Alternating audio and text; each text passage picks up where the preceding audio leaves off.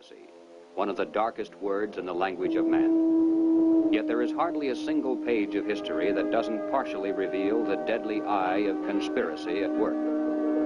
It was a conspiracy that directed Brutus against Caesar in the Roman Senate on the Ides of March. It was a conspiracy that plotted the betrayal of West Point by Benedict Arnold during the American Revolution. It was a conspiracy that led John Wilkes Booth to the assassination of President Lincoln on Good Friday, 1865.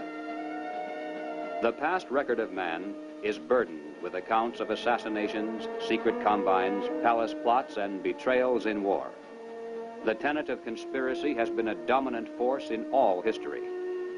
But in spite of this clear record, an amazing number of people have begun to scoff at the possibility of conspiracy at work today. They dismiss such an idea merely as a conspiratorial view of history. The purpose of this presentation is to show that the conspiratorial view of history, particularly of recent history, is the correct view.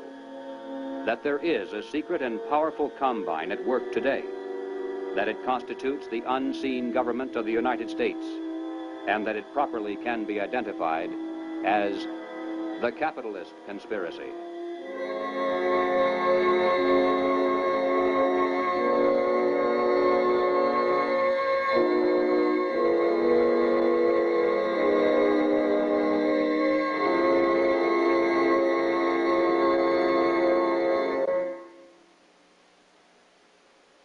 In 1963, the nation was held spellbound by the testimony of gangster Joe Valachi as he exposed the inside workings of the international crime syndicate known as the Cosa Nostra, or the Mafia. No matter how carefully criminal conspiracies are organized, eventually they're exposed because someone on the inside goes to the authorities and talks. The same is true with political conspiracies. For instance, over the years, there has been a steady stream of defectors from the communist apparatus, and through their testimony, we now have a clear idea of how that conspiracy is organized and operated. But one large piece of the puzzle always has been missing. It's a matter of record that some of the greatest help to world communism often has come from prominent and respectable leaders within the United States. Obviously, these men are not communists. As a matter of fact, most of them are extremely wealthy and are thought of as capitalists, who supposedly would have the most to lose under socialism and communism. And yet the record is disturbingly consistent, and Americans repeatedly have asked why. Why have some of the richest people in the United States, both in and outside of government, aligned themselves with leftist policies that would appear to be the path to their own destruction? And if there is a conspiracy at work among these men, why hasn't someone on the inside exposed it? The answer is, someone has. Dr. Carroll Quigley is a professor of history at Georgetown University. He is the author of the widely used textbook, Evolution of Civilization. He is a member of the editorial board of the monthly periodical, Current History. He has been a frequent lecturer and consultant for such groups as the Industrial College of the Armed Forces, the Brookings Institution, the U.S. Naval Weapons Laboratory, the Naval College, the Smithsonian Institute, and the State Department. Dr. Quigley also has been closely associated with many of the family dynasties of the super-rich. He is, by his own boast, an insider with a front-row view of the world's money power structure. When Dr. Quigley wrote this 1,300-page book of dry history entitled Tragedy and Hope, it was obvious that it would never be read by the masses. It was intended for the intellectual elite. And to such a select readership, Dr. Quigley cautiously exposed one of the best-kept secrets of all time. But he also made it quite clear that he was an extremely friendly apologist for this group, and that he fully supports their goals and purposes. On page 950, Dr. Quigley says, "I know of the operations of this network because I have studied it for 20 years and was permitted for 2 years in the early 1960s to examine its papers and secret records. I have no aversion to it or to most of its aims, and have for much of my life been close to it and to many of its instruments. In general, my chief difference of opinion is that it wishes to remain unknown." Dr. Quigley points out that During the past 200 years, while the peoples of the world gradually were winning their political freedom from monarchies, the major banking families of the world were nullifying the trend toward representative government by setting up new dynasties of political control, but behind the scenes, in the form of international financial combines. These banking dynasties had learned that all governments, whether they be monarchies or democracies, must borrow money in times of emergency, and that by providing such funds from their own private resources, with strings attached, of course, gradually they could bring both kings and democratic leaders under their control. Dr. Quigley believes that people should be more familiar with the identities of these clever banking dynasties. They include such names as Baring, Hambros, Lazard, Erlanger, Warburg, Schroeder, Seligman, the Spires, Mirabeau, Mallet, Fuld, and above all, Rothschild and Morgan. It should be noted that while the Rothschilds and other Jewish families cooperated together in these ventures, this was by no means a Jewish monopoly, as some have alleged. Men of finance of many nationalities and many religious and non-religious backgrounds collaborated together to create this superstructure of hidden power. Its essence was not race, nor religion, nor nationality. It was simply a passion for control over other human beings. Dr. Quigley identifies this group simply as the international bankers. These are not the same as the local commercial bankers with whom we deal in everyday life. International bankers deal not with the general public, but with the industrial giants of the world, with other financial institutions, and especially with governments. The key to their success has been to control and manipulate the money system of a nation, while letting it appear to be controlled by the government. The net effect is to create money out of nothing, lend it to the government, and then collect interest on it. A rather profitable transaction, to say the least. For example, in 1694, international banker William Patterson obtained the charter of the Bank of England, and the power over England's money system fell into private hands. In a boastful mood, Patterson said, "The bank hath the benefit of interest on all monies which it creates out of nothing." 230 years later, Reginald Mackina, British Chancellor of the Exchequer, said, "The banks can and do create money, and they who control the credit of the nation direct the policy of governments and hold in the hollow of their hands the destiny of the people." Turning to the United States, Dr. Quigley tells us, "The structure of financial controls created by the tycoons of big banking and big business in the period 1880 to 1933 was of extraordinary complexity, one business fief being built on another, both being allied with semi-independent associates, the whole rearing upward into two pinnacles of economic and financial power. One, centered in New York, was headed by J.P. Morgan and Company, and the other, in Ohio, was headed by the Rockefeller family. When these two cooperated, as they generally did, they could influence the economic life of the country to a large degree, and could almost control its political life, at least on the federal level. In the United States, it was inevitable that the international banking interests would attempt to establish the same kind of private monopoly over the money system that they had achieved in England, France, Germany, Italy, and Switzerland. The same formula would be used: make it look like a government operation, but keep the control in private hands. John D. Rockefeller had purchased the Chase Bank, and his brother William bought the National City Bank of New York. The Rockefeller Chase Bank was later merged with the Warburg's Manhattan Bank to form the Chase Manhattan, one of the most powerful financial combines in the world today. Acting in concert with the Morgan banking dynasty, they spent untold millions of dollars to promote legislation that would grant to them a private franchise over this nation's money system. To sell this scheme to the voters, the monopolists created the propaganda line that the proposed banking law somehow would work against the monopolies. Politicians took up the cry, "Banking reform," and "Down with Wall Street." And then, to make it look convincing, the financial tycoons publicly pretended to oppose the measure, all the while financing it behind the scenes. On December 22, 1913, the Federal Reserve Act finally was passed into law. Something known as the Federal Reserve System came into being, and with it, total control over the nation's money fell into private hands. The Federal Reserve System solely is responsible for creating money in the United States. The Treasury prints only what the Federal Reserve tells it to print. The far greater amount of checkbook money is also determined by this group. Yet it is not a government agency and is entirely beyond the reach of the American voter. Technically, the stock of the Federal Reserve System is held by 12 privately owned national banks that make up the system. These, in turn, are owned primarily by the private banking dynasties that work so hard to bring that system into being.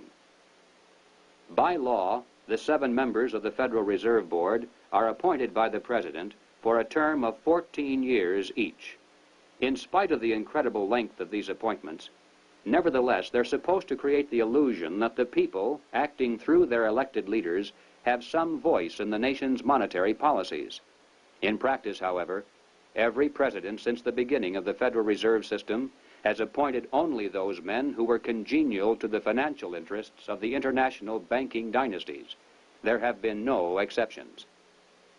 It is now known that the original Federal Reserve Board was handpicked by Colonel Edward Mandell House, who early in his career had represented British and American banking interests. The intimate papers of Colonel House, edited by Charles Seymour, reveal House as the unseen guardian angel of the Federal Reserve System. In the words of Mr. Seymour, the Schiffs, the Warburgs, the Kahns, the Rockefellers, and the Morgans had faith in House. In 1912, Colonel House authored this book entitled Philip Drew, Administrator. The hero, a thinly disguised version of himself in real life, was a behind-the-scenes manipulator of prominent political figures.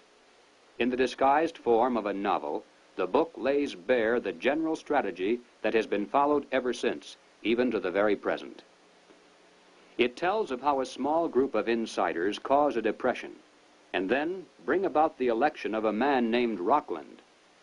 Rockland gives fireside chats and launches a program called the New Era to strengthen government control over the masses. Eventually, the insiders who control the government weaken the country deliberately to the point of civil war, which provides them with the excuse for establishing a dictatorship under Philip Drew. Colonel House was the man who selected Woodrow Wilson as a presidential candidate and later became his principal advisor. Wilson was totally dependent on House for all political decisions. He was his alter ego. The president himself had written, "Mr. House is my second personality. He is my independent self. His thoughts and mine are one. If I were in his place, I would do just as he suggested." When the federal government goes into debt, it borrows that money from the Federal Reserve System. The national debt presently is at the 400 billion mark. Just to pay the interest on this debt, taxpayers are forced to contribute over $20 billion every year. And remember, that is interest on money created out of nothing. At National Convention time, $20 billion can determine far more politics than all the shouting and placard waving and brass bands combined. And one can only imagine the economic and political pressures that are brought to bear on a candidate seeking public office. Pressures and commitments to make sure that if elected, the new president will make the correct appointments, not only to the Federal Reserve Board, but also to ambassadorial posts, government agencies, the cabinet, and even the Supreme Court. This is why, through the years, administrations change, party labels change, but major policies do not. In 1870, a wealthy British socialist by the name of John Ruskin was appointed as Professor of Fine Arts at Oxford University in London. He taught his students that the state must take control of the means of production and organize them for the good of the community as a whole. But he advocated placing control of this, and that it is time that world governments officially acknowledge My continual aim has been to show the eternal superiority of some men to others, sometimes even of one man to all others. Dr. Quigley tells us, Ruskin spoke to the Oxford undergraduates as members of the privileged ruling class. He told them that they were the possessors of a magnificent tradition of education, beauty, rule of law, freedom, decency, and self-discipline, but that this tradition could not be saved unless it could be extended to the lower classes in England itself and to the non-English masses throughout the world. Ruskin's message had a sensational impact. His inaugural lecture was copied out in longhand by one undergraduate, Cecil Rhodes, who kept it with him for 30 years. Cecil Rhodes made one of the world's greatest fortunes. With help from international bankers, he was able to establish a virtual monopoly over all the diamonds that came from South Africa, and most of the gold as well. Throughout his entire life, Cecil Rhodes spent most of his vast income to promote the ruling class ideas of John Ruskin. Many people are familiar with the world-famous Rhodes Scholarships, which were established to promote the less controversial aspects of John Ruskin's dream. But very few are familiar with the fact that in 1891, Cecil Rhodes established a secret society to promote the rest of that dream. Dr. Quigley explains, in this secret society, Rhodes was to be leader. Stead, Brett, Lord Esher, and Milner were to form an executive committee. Arthur Lord Balfour, Sir Harry Johnston, Lord Rothschild, Albert Lord Grey, and others were listed as potential members of a circle of initiates, while there was to be an outer circle known as the Association of Helpers, later organized by Milner as the Round Table Organization. Here, then, was the classic pattern of political conspiracies throughout all history. At the center, usually depicted as the all-seeing eye, there is a tiny group in complete control, with one man as the undisputed leader. Next comes a circle of secondary leadership that for the most part is completely unaware of an inner core. They are led to believe that they are the innermost ring. In time, as these conspiracies are built from the center out, they form additional rings of organization. Those in the outer echelons usually are poor idealistic souls with an honest desire to improve the world. They never suspect an inner control for sinister purposes, and only those few who demonstrate a ruthless capacity for higher leadership are ever allowed to see it. After the death of Cecil Rhodes, the inner core of his secret society fell to the hands of Lord Alfred Milner, Governor-General and High Commissioner of South Africa. As director of a number of public banks and corporate precursor of England's Midland Bank, he became one of the greatest political and financial powers in the world. Milner recruited into his secret society a group of young men, chiefly from Oxford and Toynbee Hall. And according to Quigley, through his influence, these men were able to win influential posts in government and international finance, and became the dominant influence in British imperial and foreign affairs up to 1939. Under Milner in South Africa, they were known as Milner's Kindergarten until 1910. In 1909 to 1913, they organized semi-secret groups known as Round Table groups in the chief British dependencies and in the United States. The Round Table group in the United States promptly created an external organization known as the CFR, the Council on Foreign Relations. It is through this organizational ring and then outward, through tax-exempt foundations, universities, and government agencies, that the international capitalist conspiracy has dominated the domestic and foreign policies of the United States for over 50 years. Unless there is any doubt as to who is behind the CFR, Dr. Quigley tells us bluntly, in New York it was known as the Council on Foreign Relations and was a front for J.P. Morgan and Company in association with the very small American Round Table Group. The CFR building is located on the west side of fashionable Park Avenue in New York. Although it definitely is not the center of the conspiracy, and although practically none of its members are aware of an inner control, nevertheless it is semi-secret in its operation. It shuns publicity, and members are sworn not to disclose to the public the proceedings of its conferences and briefings. It has a formal membership of 1,400 elite personalities. In Harper's Magazine of July 1958, there is an article entitled School for Statesmen, written by CFR member Joseph Kraft. Kraft revealed that one of the chief architects for the CFR was none other than Colonel Edward Mandell House.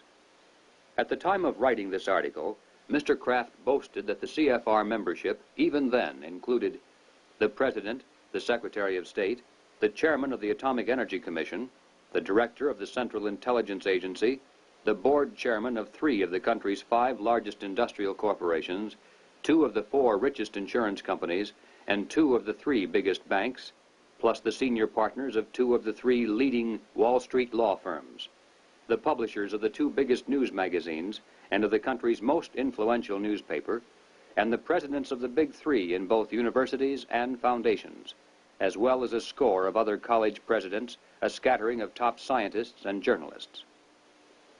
The CFR, from behind the scenes, has dominated this nation for decades. CFR members include top executives and journalists for the New York Times, the Washington Post, the Chicago Daily News, Harper's, Look, Time, Life, Newsweek, U.S. News and World Report, CBS, NBC, MGM. They include directors of the Ford Foundation, the Rockefeller Foundation, the Carnegie Endowment Fund. They include Presidents Hoover, Eisenhower, Johnson, and Nixon, Secretaries of State Stettinius, Atchison, Dulles, Herter, and Rusk, a fantastic percentage of the President's Cabinet, undersecretaries, the Federal Reserve Board, ambassadors to other countries, Supreme Court justices, and presidential advisors.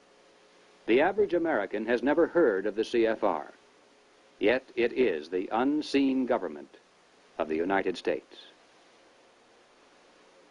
It's a sobering fact that the hidden power structure of international finance has exerted tremendous influence over public opinion in this country through its virtual control of higher education and major segments of mass communications. The human mind is like a computer. No matter how efficient it may be, its reliability is only as great as the information fed into it. If it is possible to control the input of the human mind, then no matter how intelligent a person may be, it's entirely possible to program what he will think. And yes, it's even possible to program people to laugh at the mere mention of the word conspiracy. Such programming, of course, can work in both directions. While one group has been conditioned not to see any conspiracy at work, another group has been led to believe that communists have been behind practically everything, a position easily made to look ridiculous. These well-intentioned anti-communists have been correct in their charge of conspiracy, but incorrect in knowing who to blame. As far back as 1907, Trotsky was financed by British bankers. By 1917, the major financing for the communist revolution in Russia was coming through Lord Alfred Milner, the leader of that inner core within the roundtable groups and the CFR. In America, Jacob Schiff of Kuhn, Loeb and Company gave $20 million to Trotsky. From Germany, millions more came from Max Warburg. The communist movement, not only in the United States, but around the world, always has been financed by the international banking establishment. Dr. Quigley explains why the establishment has never greatly worried about the communist movement in America. He says, "It must be recognized that the power that these energetic left-wingers exercised was never their own power or communist power, but was ultimately the power of the international financial coterie." In the 1950s, when the public became aroused over evidence of communist subversion in the federal government, it was a simple expedient to have a promising young congressman from California dramatically expose one communist agent. The establishment press gave it extensive coverage, the public was placated, and the obscure congressman became a national hero almost overnight. But when Congressman Reese of Tennessee began to investigate the link-up between Alger Hiss, the Carnegie Endowment, the Morgan Bank, and the interlocking tax-exempt foundations, the establishment press and the administration moved mightily against him. The pressures were so great that he was forced to abandon his investigation, and no one has dared to try it since. After a man has far more money than he possibly can spend for pleasures, what is left to excite him? For those with a ruling class mentality, the answer is power, raw power over other human beings. Money can buy such power only to a point. Beyond that, politics is the sport, and world politics is the ultimate game. For the purposes of this presentation, we have referred to those in the international power structure as capitalists. But these men are not really capitalists in the classical sense. They are merely rich socialists. They have gained their vast wealth not through honest competition and free enterprise, but by political influence and favoritism, the granting of government protection to eliminate competition, and by gigantic fraud of the money system, backed by government force. These men are striving to create a world superstate, with the expectation that from behind the scenes, they will be the ones who will rule. Not free enterprise capitalism, but big government is the conspiracy's life force. World government is its ultimate goal. But what is the best way to sell big government and then world government to a people like ours, historically devoted to an independent republic of limited powers? The answer is simple. In revolutionary literature, the tactic is known as pressure from above and below. It's the strategy that Colonel House laid down in his book, Philip Drew, Administrator. Deliberately create problems, and then offer only those solutions that result in the expansion of government. Create conditions so frightful at home and abroad that the abandonment of personal liberties and national sovereignty will appear as a reasonable price for a return to domestic tranquility and world peace. If those who seek world dominion can stimulate leftist mobs into violent confrontation with local law enforcement, and also provide exhaustive news coverage so that the entire nation can see and tremble, then the peaceful and freedom-loving majority can be programmed to accept a vast expansion of government powers and even a national police force, offered supposedly to end the violence. If those who seek world dominion can raise the specter of an enemy armed to the teeth with superior atomic weapons on the verge of launching a nuclear holocaust, and also offer world government as the prevention, then millions of Americans can be programmed to accept the loss of national sovereignty as our last best hope for peace. This is the meaning of pressure from above and below.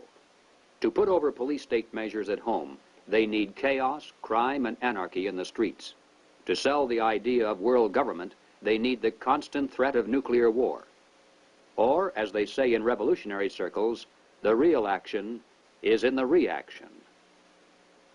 In 1968, Random House Incorporated published this book by James Rickards, The Strawberry Statement, Notes of a College Revolutionary. Rickards carries the usual New Left credentials and is a classic example of the extent to which a highly intelligent mind can be programmed by the establishment into thinking that it is acting against the establishment. Rickards was one of the leading participants in the first student seizure of an American university, which occurred at Columbia in April of 1968.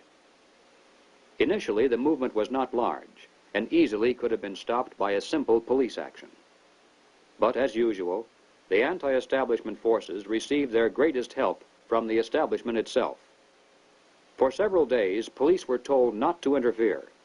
Meanwhile, university officials groveled in the face of outrageous propaganda charges, and the media made national heroes of the rebelling students. MGM even made a movie out of Rickards' book. On page 130, Rickards wrote, "In the evening, I went up to the U to check out a strategy meeting. A kid was giving a report on the SDS convention. He said that at the convention, men from Business International roundtables, the meeting sponsored by Business International for their client groups and heads of government, tried to buy up a few radicals. They offered to finance our demonstrations in Chicago. We were also offered ESSO, or Rockefeller money. They want us to make a lot of radical commotion so they can look more in the center as they move to the left." Jerry Kirk, while a student at the University of Chicago, was active in the SDS, the Du Bois Club, the Black Panthers, and the Communist Party. In 1969, Mr. Kirk broke from the party, and the following year testified before the House and Senate Internal Security Committees. Here is what Mr. Kirk has told us. And and that it is time that world governments officially acknowledge pressure from above and pressure from below. They have no idea that they're playing into the hands of the establishment they claim to hate. The radicals think they're fighting the forces of the super-rich, like Rockefeller and Ford, and don't realize that it is precisely such forces which are behind their own revolution, financing it and using it for their own purposes. When Stokely Carmichael was head of the militant revolutionary group known as SNCC, he was invited to speak at the University of Chicago. Jerry Kirk, then still a Black Panther, was among those who attended, and here is how he described Carmichael's appearance. Mr. Carmichael was obviously in the middle of something rather important, which made him more nervous and more tense than in the past. He started speaking of things which he said he could not have said before because his research was not finished. He spoke of the false consciousness of many blacks who believed the Jews were the instrument of oppression of blacks. And he made note of the fact that even though many Jewish people, for example in New York, own quite a bit of land, one must understand that the overwhelming percentages of mortgages in Harlem was owned not by Jewish people, but by Morgan Guarantee Trust, the Morgan family, and Chase Manhattan Bank, the Rockefellers. He repeated the line from the song he liked so well. "Something is happening here, but you don't know quite what it is, do you, Mr. Jones?" What he was getting at was that the Jews were simply one strata of society who are themselves being oppressed by people who were much richer and much more powerful. In the agencies of this power, he cited banks, the chief among which were Morgan Guarantee Trust and Chase Manhattan, and the foundations connected with these monoliths. It was not long after this that Stokely Carmichael mysteriously was ousted from both SNCC and the Black Panthers. Apparently, he had learned too much. More and more young radicals are beginning to wake up to the fact that their entire lives have been carefully programmed by the very people who are their hate symbols. They're beginning to realize that their so-called anti-establishment outlook actually is the calculated product of the establishment press, the establishment communications media, the establishment entertainment industry, the establishment schools. Rich men's corporations publish and popularize revolutionary books and songs. Through advertising, rich men's businesses subsidize revolutionary magazines. Rich men's tax-exempt foundations pour millions of dollars into left-wing organizations. The federal establishment in Washington, through agencies like the OEO, provide weekly paychecks to thousands of hardcore revolutionaries. And so we return again to the basic question, why? Why does the establishment publicly condemn but privately support the anti-establishment movement? Former communist Jerry Kirk answers, "The idea is to create a situation where the people are so frightened of the violence all around them that they will throw their hands up in the air and demand, 'Federal government, do something.' And the only choice open will be martial law. The communists, black militants, and revolutionaries will never succeed in overthrowing the government of the United States. But unless they are stopped, they will scare the American people into accepting socialism from Washington and statist rule by the insiders of the establishment. This is what it is really all about." In Bavaria, the year 1786, acting on a tip from an informer, police raided the home of a prominent attorney named von Zwack. They seized documents and letters revealing that he was a high-ranking member of an extensive conspiracy called the Order of the Illuminati. Over the centuries, forms of the word Illuminati, meaning the enlightened ones, have been used by many secret sects and occult organizations. Most prominent among these were the Illuminados of Spain, the Guernets of France, and the Roshania of Afghanistan. But these were concerned primarily with psychological and spiritual objectives, a proclaimed inner wisdom and mind mastery of the secrets of the universe. The conspiracy exposed in Bavaria was of an entirely different order. The Illuminati was founded on May 1st, 1776, by Adam Weishaupt, a professor at Ingolstadt University. Weishaupt obviously had been a serious student of the occult for many of its bizarre features and symbols were incorporated into his organization. Weishaupt had been active in the Masonic lodges of Germany and found in them the perfect vehicle for recruiting into his secret order, which he described publicly as the highest level of Freemasonry. The Illuminati was formally incorporated into the Masonic lodges at the Congress of Wilhelmsbad in 1780. It should be noted that Freemasonry in England and America historically is quite different. Its members are characterized by the highest standards of integrity. Nevertheless, it is a fact that from 1780 on, the Illuminati did flourish as a parasite on the highest levels of the Masonic movement in Europe, especially the Grand Orient lodges of France. There were 8 conspiratorial rings within rings, advancing from the outermost novice inward to Rex, or king. The king, of course, was Weishaupt himself, who had adopted the code name Spartacus. Those in the outer rings were told that the grand purpose of the order was to make of the human race, without any distinction of nation, condition, or profession, one good and happy family. But by the time the member had advanced to the level of presbyter, or priest, his oath of absolute secrecy and obedience had become deadly serious. Only then was he allowed finally to see the ultimate goal of the order. It was the destruction of all religion, replaced by the worship of reason, or humanism, and the destruction of all independent governments, replaced by a new world order, a world government ruled from behind the scenes by the illuminated ones. Needless to say, most members were never allowed to see these goals. In the words of Adam Weishaupt himself, "These good folks swell our numbers and fill our money box. Set yourselves to work. These gentlemen must be made to nibble at the bait. But this sort of people must always be made to believe that the grade they have reached is the last." The public record of the Illuminati is quite thin, but it does show that before it was exposed briefly in 1786, it had already enjoyed immense success in attracting into its outer rings some of the most prominent men of Europe. Its roster included important names in both government and finance. It was the most important single force behind the French Revolution.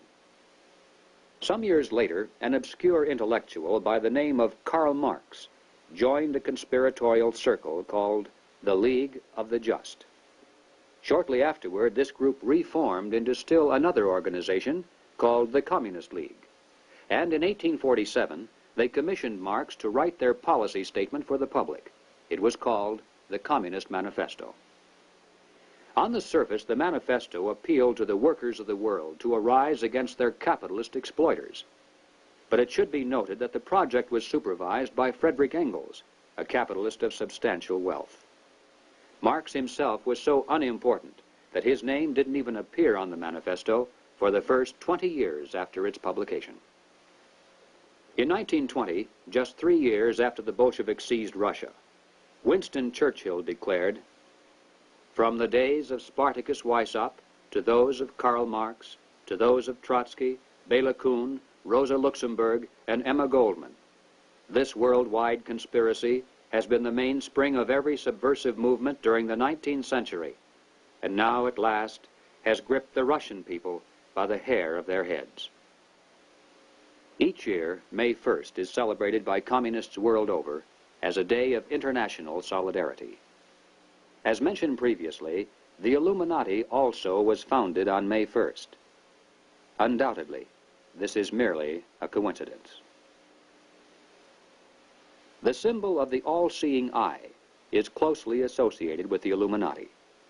Like many other features of this conspiracy, apparently it was taken by Adam Weishaupt from the occult symbolism of ancient history. It appears today among the symbols of the Rosicrucians, the Freemasons, and many others around the world, including the Cao Dai in South Vietnam. Undoubtedly, it is merely a coincidence that the all-seeing eye now appears on the alternate side of the Great Seal of the federal government, and also on the $1 notes of the Federal Reserve System. At the bottom of the seal, in Roman numerals, there is the date 1776. This, of course, is the year of American independence. Undoubtedly, it is merely a coincidence that it is also the year of the founding of the Illuminati. But then, perhaps, none of this is merely a coincidence. Is it possible that both the communist and capitalist conspiracies have yet one more inner circle within the circle that is common to them both? Is it possible that both movements, unbeknownst to most of the people in them, are merely contemporary counterparts of a much older conspiracy? There is much evidence, far more than presented here, to indicate that this is the case, but frankly, we don't know. Until someone on the inside of such a master conspiracy decides to reveal its existence today, we simply have no way of finding out. But we do know that it is not impossible, and certainly not absurd. What then is our response? Fortunately, it's not necessary that we resolve the historical question of the conspiracy's origin. Regardless of whether there is one controlling group, or two cooperating, or three competing, or 4, or 10. In practical terms of what can be done about it, our response must be the same. Conspiracy, as it operates at the highest level in the United States today, rests upon two solid foundations and enjoys the protection of shelter. If we could knock out its foundations, it would collapse, and if we could strip away its shelter, it would wither and die. The shelter is secrecy. The foundations are big government and manipulation of money. No conspiracy can stand the light of exposure. No conspiracy can rule the masses without the tool of an extensive government bureaucracy. And certainly no capitalist conspiracy can long survive without control over the nation's money. Expose the conspiracy. Reduce the size of government. Return our money to a standard that cannot be manipulated. This must be our response. In the limited time available, we have attempted to demonstrate that the conspiratorial view of history, particularly of recent history, is the correct view. Let us summarize now 7 major conclusions. 1. There is and has been for some time a conspiracy among some of the richest people in the world. A conspiracy that virtually owns the money systems of the major non-communist nations. This monopoly is protected by the power of the respective governments and is used to perpetuate the conspiracy's vast wealth by the creation of money out of nothing. 2. In the United States, this monetary fraud is perpetuated through the Federal Reserve System. Although the executive branch theoretically has some control over this system through occasional appointments, in reality, it is the system and those behind it who control the executive branch. 3. The capitalist conspiracy in this country surfaces to public view in the form of the semi-secret Council on Foreign Relations. Its members exercise their control over the nation through government, tax-exempt foundations, centers of education, and the mass communications media. 4. On the surface, the capitalist conspiracy appears to oppose communism. It spends billions of dollars in spectacular military displays of anti-communism all around the world, but never to the extent of seriously harming the enemy, and certainly not to the extent of defeating him. Meanwhile, behind the scenes, the conspiracy always has nourished and aided communism both at home and abroad. It does this not because it is pro-communist, but because it needs the appearance of a formidable foe and the chaos byproduct of a managed conflict to advance its own goal of totalitarian world government. 5.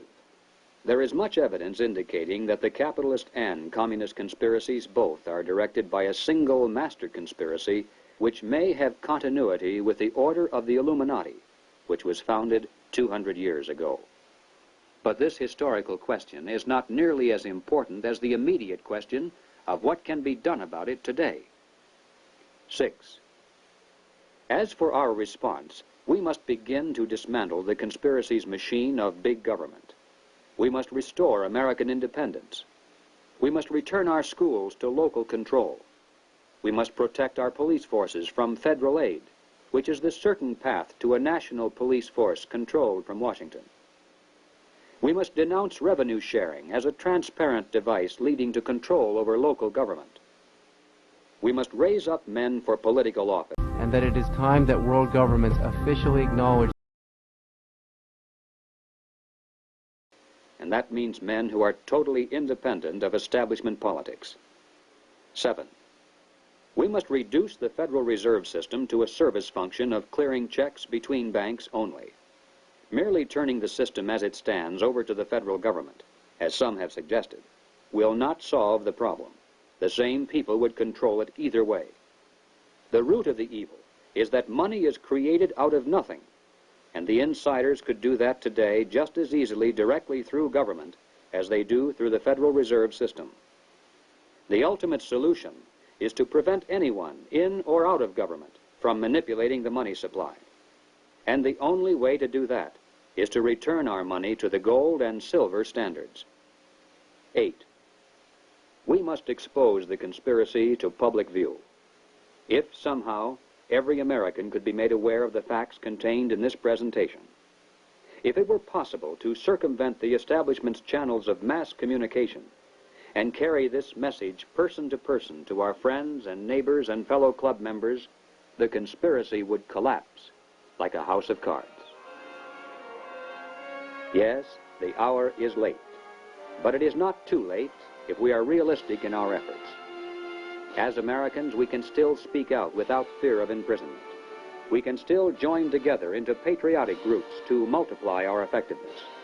We can still challenge the establishment's candidates. We still retain that remnant of power to regain control of our own government. With divine guidance and with your help, it can be done.